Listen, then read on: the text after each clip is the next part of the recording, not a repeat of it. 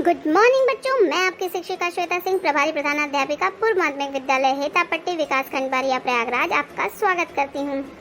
चलिए बच्चों, आज मैं आपसे एक प्रश्न पूछती हूँ। बताइए, क्या आप लोग किसी महाकाव्य का नाम जानते हैं? गुड मॉर्निंग मैम, मैं जानती हूँ मैम, रामायण और महाभारत। गुड मॉर्निंग उत्तम। गुड मॉर्निंग प्रीति। प्रीति, आपने बिल्कुल सही कहा, महाभारत। शायद आपने दूरदर्शन पर इसको देखा भी होगा। महाभारत जैसे महाकाव्य के रचयिता महर्षि वेद व्यास थे।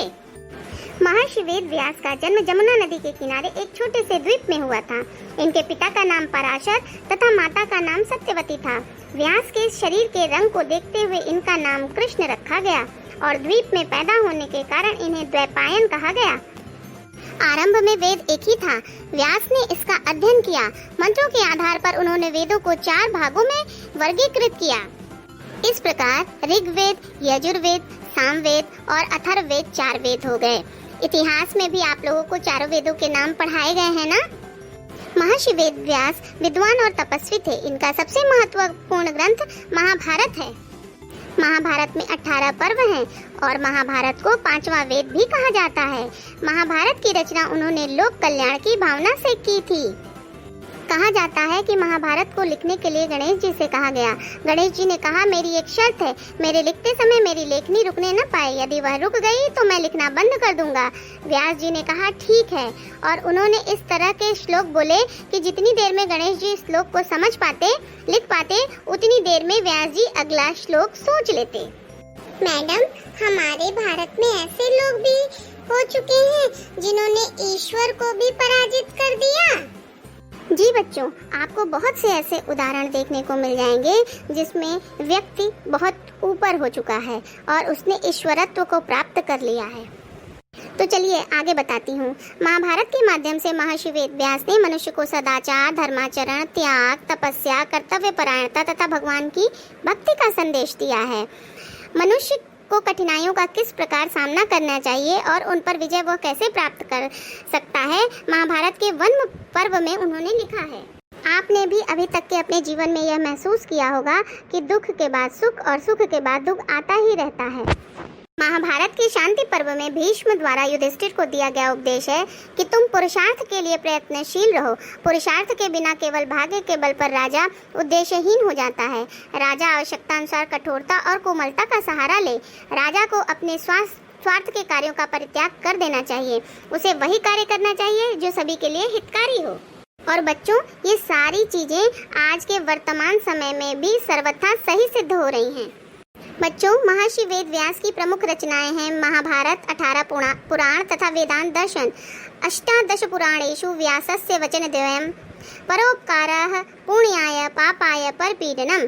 अर्थात 18 पुराणों में व्यास जी के द्वारा जो महत्वपूर्ण बातें बताई गई हैं, परोपकार से पुण्य एवं दूसरों को पीड़ित करने से पाप की प्राप्ति होती है।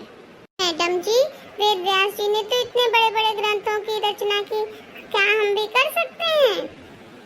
अब चाहे जो भी हो, उनका जीवन अनुकरणीय तो है ही। हाँ उत्तम बेटा, हम लोग भी बड़े बड़े पुस्तकों की रचना कर सकते हैं। बस उसके लिए हमको प्रयत्नशील रहना चाहिए। मनुष्य सब कुछ कर सकता है। आखिरकार वेद व्यास जी भी तो मनुष्य ही थे। चलिए अब मैं आपको एक दूसरे ऋषि के बारे में बताती हूँ। महर्षि वेद व्यास के साथ ही महर्षि सुपंच सुदर्शन का नाम भी महाभारत काल में ही लिया जाता है। ये एक वैष्णव संत थे।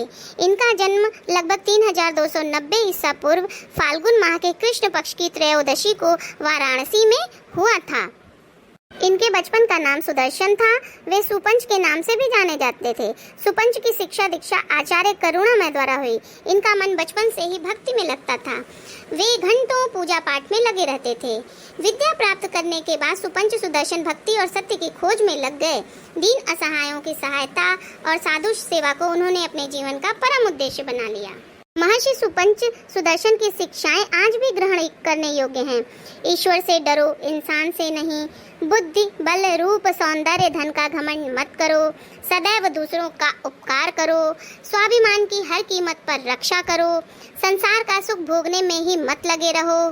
पारलौकिक आनंद की प्राप्ति का भी प्रयास करो। बच्चों, महर्षि सुपंच सुदर्शन का आश्रम इटावा जनपद के पंचनदा टीले पर आज भी स्थित है। यह उनके आश्रम की एक तस्वीर है। मैम, महर्षि वेदव्यास का नाम तो हम लोगों ने सुना था, पर महर्षि सुपंच सुदर्शन का नाम तो हम लोगों ने सुना भी नहीं था। मैम, महर्षि सुपंच सुदर्शन की जो शिक्षाएं आपने बताई, वो सारी शिक्षाएं तो सभी महान संत लोग देते रहते हैं। हाँ बच्चों, इसीलिए मैं आप लोगों को ऐसी कहानियाँ सुनाती हूँ कि जिनके बारे में आप जानते हैं उनके बारे में और अच्छे से जान लीजिए, और जिनको नहीं जानते हैं उनको भी जान लीजिए, और उनकी अच्छाइयों को ग्रहण कर के अपने जीवन को सुंदर बनाइए। बिल्कुल सही कहा उत्तम। सारे महान लोग एक ही तरह की शिक्षाएं देते हैं और हमें उसे ग्रहण करके अपने जीवन को अच्छा बनाना चाहिए, क्योंकि वह उनके अनुभव की बातें होती हैं। तो कैसा लगा बच्चों? फिर मिलेंगे। जय हिंद, जय भारत। बहुत अच्छा लगा मैम। जय हिंद, जय भारत।